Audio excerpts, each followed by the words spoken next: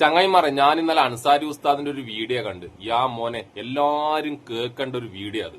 2 ദിവസം മുന്നേ മരണപ്പെട്ട നമ്മളെ കലാഭവൻ നവാസിന്റെ മരണവുമായി ബന്ധപ്പെട്ട് ഒരു ഹൈന്ദവ സഹോദരൻ അദ്ദേഹത്തോട് ഒരു ചോദ്യം ചോദിച്ചു. ആ ചോദ്യത്തിന് അദ്ദേഹം മുസ്ലിം സമുദായത്തോടാണ് ഈ വീഡിയോ പങ്കുവെച്ചത്. പക്ഷെ ഈ വീഡിയോ മുസ്ലിം സമുദായം മാത്രമല്ല കണ്ടത്.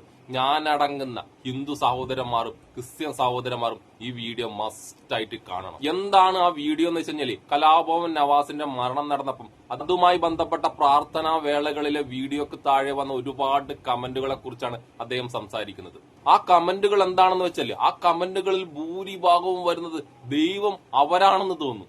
അതായത് ഒരു മനുഷ്യനെ വിലയിരുത്തേണ്ടത്, അവന് ശിക്ഷ കൊടുക്കേണ്ടത് ഈ കമന്റ് ഇടുന്ന മനുഷ്യന്മാരാണെന്ന് തോന്നുന്നു. ദൈവമില്ല, പടച്ചവനില്ല, എല്ലാം ഇവരാണെന്ന് തോന്നും. ഇവര് പറയും പോലെയാണ് പടച്ചവൻ കേൾക്കുന്നതെന്ന് ഈ കമന്റുകളുടെ കമന്റ് കണ്ടാൽ തോന്നുക. നമുക്കെന്തായാലും അൻസാരി ഉസ്താദ് പറഞ്ഞ വാക്കുകളിലേക്ക് കടക്കാം. ഇന്നാണ് സത്യം പറഞ്ഞാൽ അപമാനഭാരം കൊണ്ട് തലകുനിഞ്ഞു പോയത്. എന്താണ് നിങ്ങൾ ചിന്തിക്കുന്നുണ്ടാവല്ലേ? എറണാകുളം പനങ്ങാടുള്ള ശ്രീരാജ് എന്ന് പറഞ്ഞൊരു ചെറുപ്പക്കാരൻ, എൻ്റെ ഫേസ്ബുക്ക് സൗഹൃദ വലയത്തിലുള്ള ചെറുപ്പക്കാരനാണ്. മുഖോരി എന്നുള്ള അദ്ദേഹം പറഞ്ഞു, ഉസ്താദിന്റെ വീഡിയോ ഒക്കെ കാണാറുണ്ട്, സന്തോഷമാണ്, അമ്മക്ക് കാണിച്ചു കൊടുക്കാറുണ്ട്, അമ്മക്ക് വലിയ ഇഷ്ടമാണെന്നൊക്കെ പറഞ്ഞു. ശേഷം അദ്ദേഹം പറഞ്ഞു, ഉസ്താദേ, എൻ്റെ സൗഹൃദ വലയത്തിൽ ധാരാളം മുസ്ലിമീങ്ങളുണ്ട്, അതുകൊണ്ട് തന്നെ എനിക്ക് മുസ്ലിമീങ്ങൾ വലിയ ഇഷ്ടമാണ്, അവരുടെ വീട്ടിലൊക്കെയുള്ള ആതിഥേയ മര്യാദയും അവരുടെ ക്വാളിറ്റിയൊക്കെ വളരെ സന്തോഷമാണെന്നൊക്കെ പറഞ്ഞു. ശേഷം അദ്ദേഹം എന്നോട് പറഞ്ഞൊരു സങ്കടം, ഉസ്താദേ, സമീപകാലത്തായിട്ട് മുസ്ലിമീങ്ങൾ ഉണ്ടാകുന്ന ഒരു മൂല്യച്യുതി. ഏതെങ്കിലുമൊക്കെ മുസ്ലിം മതവിശ്വാസത്തിൽപ്പെട്ട തന്നെ സിനിമാ നടന്മാരോ മറ്റുള്ള ആളുകളോ, പ്രത്യേകിച്ച് അദ്ദേഹം എടുത്തു പറഞ്ഞത് സമീപ ദിവസം മരണപ്പെട്ടു പോയ സിനി ആർട്ടിസ്റ്റും സിനിമാ നടനുമായ കലാഭവൻ നവാസ്. അദ്ദേഹം മരണപ്പെട്ടപ്പോൾ അദ്ദേഹത്തിന്റെ സമീപത്തിരുന്നൊരു മതപണ്ഡിതൻ ഖുർആൻ ഓതുന്നു, പ്രാർത്ഥിക്കുന്നു, ഇതൊക്കെ ചെയ്യുന്നത് കണ്ടപ്പോൾ അതിൻ്റെ താഴെ വന്ന കമന്റ്, എന്തിനാണ് മുസ്ലിയാരെ തലയെക്കെട്ടി കെട്ടിക്കൊണ്ട് അവിടെ പോയിരുന്ന് ഇതൊക്കെ ചൊല്ലുന്നത്, ഇവരൊക്കെ സിനിമാ നടന്മാരല്ലേ, മറ്റല്ലേ, മറിച്ചല്ലേ എന്നൊക്കെ പറഞ്ഞാൽ വളരെ പരിഹാസരൂപേണ ഈ മരിച്ച മനുഷ്യന്റെ ഫോട്ടോക്ക് താഴെ കമന്റ് എഴുതുകയാണ്. ഇത് കണ്ടപ്പോൾ ഇദ്ദേഹത്തിന് വിഷം വന്നിട്ട് എന്തുകൊണ്ടാണ് ഇത് സംഭവിക്കുന്നത് എന്ന് എന്നോട് ചോദിച്ചു. സത്യം പറഞ്ഞാൽ അപമാനഭാരം കൊണ്ട് തല കുനിഞ്ഞു പോയി എന്നുള്ളതാണ്. ഞാൻ പിന്നെ അദ്ദേഹത്തിന് ചില കാര്യങ്ങളൊക്കെ പറഞ്ഞു കൊടുത്തു. നമ്മളൊക്കെ മനസ്സിലാക്കേണ്ട ഒരു കാര്യം, എൻ്റെ പ്രിയപ്പെട്ടവരോട് സസ്നേഹം പറയാനുള്ള കാര്യം, നിങ്ങൾ എന്താണ് അള്ളാഹുവിനെയും പരിശുദ്ധ ദീനുൽ ഇസ്ലാമിനെ കുറിച്ചൊക്കെ മനസ്സിലാക്കുന്നത്? ഇതിൽ മാത്രമുള്ള അസുഖമല്ല. ഒരു പെൺകുട്ടി തട്ടമില്ലാതെ ഒരു വീഡിയോ ചെയ്താൽ, അല്ലെങ്കിൽ എവിടെയെങ്കിലും ഒരു പെൺകുട്ടിയെ യാദൃശ്യവശാൽ സോഷ്യൽ മീഡിയ കണ്ടാൽ താഴെ പോയിട്ട് വേശ്യ എന്ന് വിളിക്കുന്ന ആളുകളുണ്ട്. ആ പെൺകുട്ടിക്ക് പിന്നെ ഈ മതവിശ്വാസത്തിന്റെ പേരിൽ ഇത്രയും അപഹസിക്കപ്പെടുന്ന ഒരു പെൺകുട്ടിക്ക് പിന്നെ വിശ്വാസത്തോട് ഏതെങ്കിലും തരത്തിൽ, മതത്തോട് ഏതെങ്കിലും തരത്തിൽ താല്പര്യം തോന്നും. സത്യം പറഞ്ഞാൽ ആ പെൺകുട്ടി കുഫ്രിയത്തിലേക്ക് കടന്നു പോകുന്നുണ്ടെങ്കിൽ അതിന്റെ കാരണം നമ്മുടെ ഈ കമന്റ് ആയിരിക്കും. വെറുത്തു. ഇതാണ് മതം. മതം സഹിഷ്ണുതയാണ്. മൂസാ നബി അലൈഹി ഇസ്ലാമിനോട് അല്ലാഹു തആല ഫിർഔനോട് സംസാരിക്കാൻ പറഞ്ഞു വിടുമ്പോഴും പറഞ്ഞത്, പ്രവാചകരെ, അങ്ങ് വളരെ മിതമായ രൂപത്തിൽ, മാന്യമായ ഭാഷയിൽ, സഭ്യമായ ഭാഷയിൽ വേണം അദ്ദേഹത്തോട് സംസാരിക്കാൻ. ഇതാണ് മതം. രണ്ടാമതൊരു കാര്യം, ഒരാളെ സ്വർഗത്തിൽ നരകത്തിലേക്ക് ആക്കാൻ നമ്മളാരാണ്? നമ്മൾ സ്വർഗത്തിലാണ്. നമ്മൾ ചിന്തിക്കണം, നമ്മൾ സ്വർഗത്തിലാണ്. നമ്മൾ സ്വർഗത്തിലാണോ എന്ന് ഉറപ്പിക്കാൻ കഴിയാത്ത നമ്മൾ എങ്ങനെയാണ് മറ്റൊരാൾ സ്വർഗത്തിലാണെന്ന് അഭിപ്രായം പറയാൻ കഴിയുക?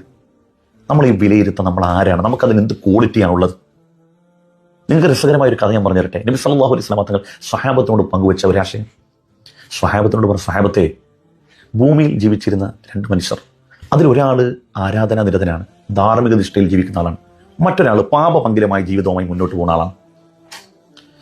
ഇവർ രണ്ടുപേരും ഇങ്ങനെ ഭൂമിയിൽ ജീവിച്ചിരിക്കുമ്പോൾ തന്നെ ഒരാൾ മറ്റൊരാളോട് പറയും, ഈ പാപപങ്കിലനായ മനുഷ്യനോട് ധാർമ്മിക നിഷ്ഠയിൽ ജീവിക്കുന്ന ആൾ പറയും, നിന്നെ എത്ര ഉപദേശിച്ചോ നീ നന്നാകുന്നില്ല, നീയൊക്കെ നരകത്തിലാടാ, നിനക്ക് പടച്ചോൻ പുറത്തു തരത്തില്ല, ഈ പാപിയാണ്. ഇദ്ദേഹത്തിന് വലിയ വിഷമമാണ് ഈ പാവപ്പെട്ട മനുഷ്യൻ. ഇവർ രണ്ടാളും മരണപ്പെട്ട് പരലോകത്ത് ചെല്ലുമ്പോൾ റബ്ബിന്റെ മുമ്പിൽ നിൽക്കുമ്പോൾ റബ്ബിന് ഏറ്റവും ഇഷ്ടം ഈ പാപമംഗലമായ മനുഷ്യനെയാണ്. അതിന്റെ കാരണം, അല്ലാഹു തആല ഇവർ രണ്ടുപേരെയും നിർത്തിക്കൊണ്ട് ഈ ധാർമ്മിക നിഷ്ഠയിൽ ജീവിച്ച മനുഷ്യനുണ്ടല്ലോ, ഈ ആരാധനാനിരതനായി ജീവിച്ച മനുഷ്യനോട് പറയും, എൻ്റെ അധികാരം ആരാണ് നിന്നെ ഏൽപ്പിച്ചത്? എൻ്റെ അടിമക്ക് പുറത്തു കൊടുക്കണോ വേണ്ടേ എന്നുള്ളത് എൻ്റെ തീരുമാനമാണ്, എൻ്റെ ഇഷ്ടമാണ്. അതിൽ കൈകടത്താൻ നീ ആരാണ്? അല്ലാഹു ഈ ചോദ്യം ചോദിച്ചിട്ട് ഈ മനുഷ്യൻ ശിക്ഷിക്കുകയും പാപമംഗലമായി ജീവിതം നയിച്ച ഈ മനുഷ്യനോട് അല്ലാഹു അവന്റെ കൃപ കൊണ്ട് പുറത്തു കൊടുക്കുകയും ചെയ്യുന്നതാണ്. അതുകൊണ്ട് ഒരാളെ നമ്മൾ വിലയിരുത്താൻ നിൽക്കണ്ട. നമ്മൾ ആരെയും സ്വർഗത്തിലോ നരകത്തിലാക്കാൻ വേണ്ടി നിൽക്കണ്ട. ഇനി ഭാവിയിൽ പല പ്രമുഖരായ ആളുകളുണ്ട്, ഇവിടെ ജീവിച്ചിരിപ്പുള്ള പ്രതിമാനിരതരായ പല ആളുകളുണ്ട്, കലാകാരന്മാരുണ്ട്. ആ കലാകാരന്മാരൊക്കെ മരണപ്പെട്ട് കഴിയുമ്പോൾ നമ്മൾ അതിന്റെ കമന്റ് ബോക്സിൽ എഴുതാൻ പോകുന്നവരാണ് പറയുന്നത്, നമ്മൾ പടച്ചോണ്ട് പണി എടുക്കണ്ടോ, അല്ലാഹു തീരുമാനിച്ചോളും ആരാണ് സ്വർഗം ആരാണ് നരകം. ഈ കലാഭവൻ നവാസിനെ കുറിച്ച് നമ്മൾ ഇങ്ങനെയൊക്കെ വിലയിരുത്തുമ്പോൾ എല്ലാ മനുഷ്യരും നമ്മൾ കാണാത്ത അന്തർലീനമായ ഒരുപാട് നന്മയുണ്ട്. കലാഭവൻ നവാസിന്റെ ഏറ്റവും അടുത്തൊരു സുഹൃത്തൊരു മതപണ്ഡിതൻ അദ്ദേഹത്തിനോട് പറഞ്ഞത് ഇശാ നമസ്കാരം കഴിഞ്ഞ് വിത്തറും കൂടി നിസ്കരിച്ചിട്ട് പോകുന്നതാണ്. ഈ വിലയിരുത്തുന്നവൻ പള്ളിയിൽ തന്നെ പോകുന്നുണ്ടോ സംശയം? പള്ളിയിൽ തന്നെ നീക്കെ പോകുന്നുണ്ടോ? വല്ല പെമ്പിള്ളാരെയൊക്കെ വീശ എന്നൊക്കെ വിളിക്കുന്ന ആളുകൾ അവർ എത്രത്തോളം അവരെ ഭാര്യ മക്കളൊക്കെ ദീനിയായിട്ട് ജീവിക്കുന്നുണ്ട്. ആ അള്ളാനെ പോക്കറ്റുകൊണ്ട് നടക്കല്ലേ, അത് നമ്മുടെ മാത്രമാണെന്ന് വിചാരിക്കല്ലേ. അള്ളാനെ കീശയിട്ട് നടക്കണ്ട, റബ്ബുൽ ആലമീനെ പക്ഷം ചേർക്കാൻ നോക്കണ്ട, എല്ലാവർക്കും ഉള്ളോനാണ് മറക്കണ്ട, നമ്മുടെ മാത്രമാണെന്നുള്ള വിചാരം വെക്കണ്ട. പടച്ചവൻ എല്ലാവർക്കും ഉള്ളതാണ്. അവൻ കൃപയുള്ളവനാണ്, എല്ലാവരോടും കാരുണ്യമുള്ളവനാണ്. അവനാണ് ആർക്ക് പുറത്തു കൊടുക്കണം, ആരെ സ്വർഗത്തിൽ പ്രവേശിപ്പിക്കണം, ആർക്ക് പുറത്തു കൊടുക്കരുത്, ആരെ നരകത്തിൽ പ്രവേശിക്കണം, റബ്ബിന്റെ തീരുമാനമാണ്. അത് അവന് വിട്ടുകൂടും. നമ്മൾ ആരെയും വിലയിരുത്താൻ നിൽക്കണ്ട. അള്ളാഹു നമ്മളെയൊക്കെ സ്വീകരിക്കണം. സത്യല്ലേ? ഇദ്ദേഹം സംഘപരിവാറിനെ വിമർശിച്ചുകൊണ്ട് ഒരുപാട് വീഡിയോ ചെയ്യാറുണ്ടെങ്കിലും സ്വയം വിമർശനമായിട്ട് ഒരുപാട് ഇതുപോലെ കണ്ണ് നനയിക്കുന്ന നല്ല വീഡിയോസും ചെയ്യാറുണ്ട്. അൻസാരി ഉസ്താദ് പറഞ്ഞത് കറക്റ്റ് അല്ലേ?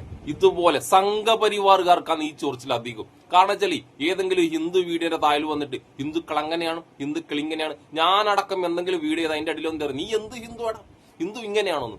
എന്റെ ഹിന്ദുത്വവും എന്റെ ഭക്തി എങ്ങനെയാണെന്ന് നോക്കേണ്ട ചുമതല ഞാനൊരു സംഘപരിവാറിന് ഒരു സംഘിക്കും കൊടുത്തിട്ടില്ല. ഈ സംഘപരിവാർ മനോഭാവമുള്ളവർ എല്ലാ ജാതിയിലുണ്ട്.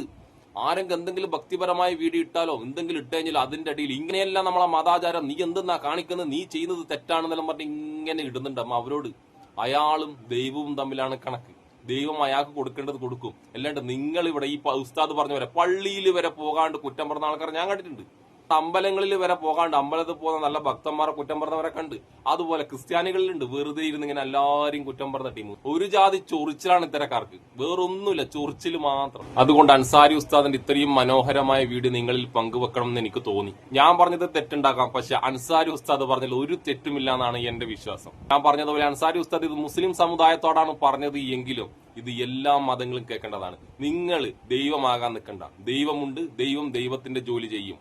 ദൈവം ആർക്ക് മാപ്പ് കൊടുക്കണം, ദൈവം ആരെ സ്വർഗത്തിൽ കൊണ്ടുപോകണമെന്ന് ദൈവം തീരുമാനിക്കും, നിങ്ങൾ തീരുമാനിക്കണ്ട. അപ്പൊ എന്നെ ഇഷ്ടപ്പെടുന്ന എല്ലാവർക്കും എന്റെ അൻസാരി ഉസ്താദിനും എന്റെ ഒരു നല്ല സുലാം.